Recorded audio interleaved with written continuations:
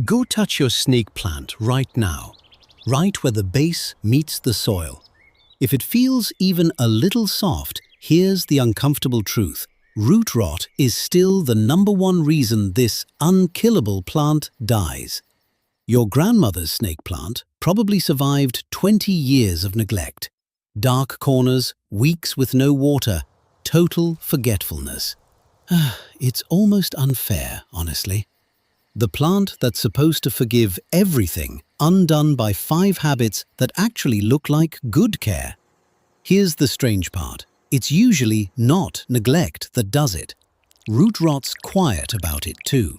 It starves the roots of oxygen underground, and by the time the leaves show it, the damage below is often already done. 5 habits are behind it. The pot, where the water lands, the soil mix, the light in the room, and the clock you water by.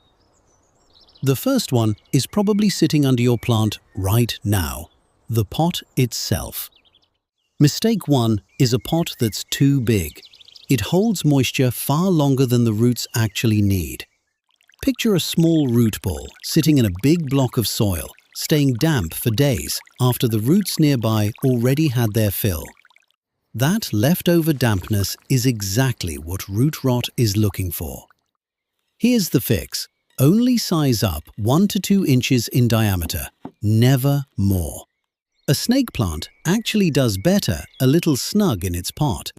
It's the one time bigger isn't better, and it costs you less potting mix, not more. Mistake 2 happens right at the base of the leaves. When water goes straight into that tight center rosette instead of the soil, it sits there and stays damp a lot longer.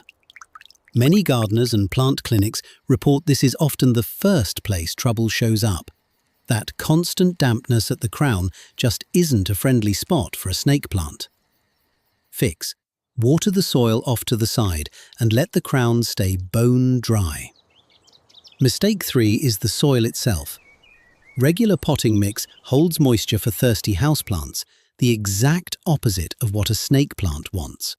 Switch to a fast-draining cactus or succulent mix with extra perlite mixed in, and water moves through in seconds instead of pooling around the roots for days.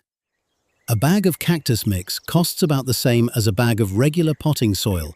This isn't a money upgrade. It's just the right tool for the job. Here's why those 3 actually connect. Picture the soil like a bathtub. When it drains fast, air moves back in behind the water. When it can't drain, that tub stays full and the roots sit there like they're holding their breath.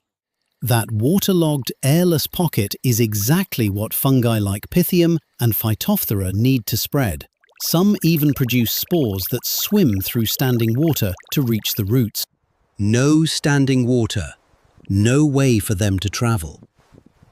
Every one of these fungi needs the same thing to survive. Kill the standing water and you've beaten all of them at once. Mistake 4 is watering the same amount in a dim corner as you would in a bright spot. Low light slows everything down. The plant pulls up less water and the soil stays damp much longer. The same routine that's perfectly fine on a sunny windowsill can end up drowning a plant in a dark hallway. Same water, same schedule, completely different outcome. Because the room changed, not the plant.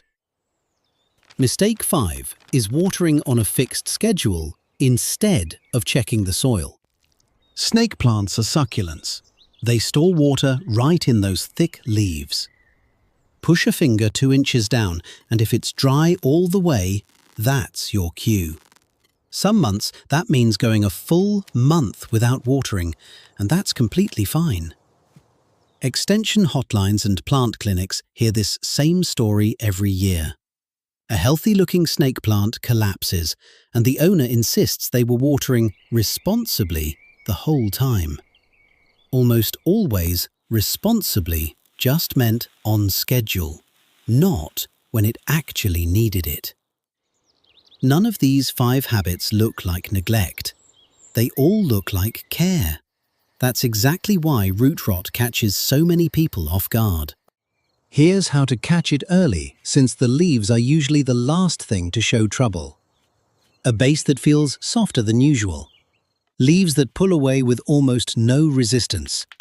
Or a sour, swampy smell from the pot. Any one of those, and it's time for the rescue. One safety note first, because it matters for plenty of households. Snake plants are toxic to both dogs and cats.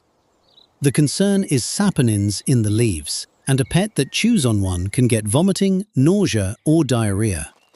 That risk goes up during a rescue, since you'll have cut roots and loose soil sitting out in the open for a while.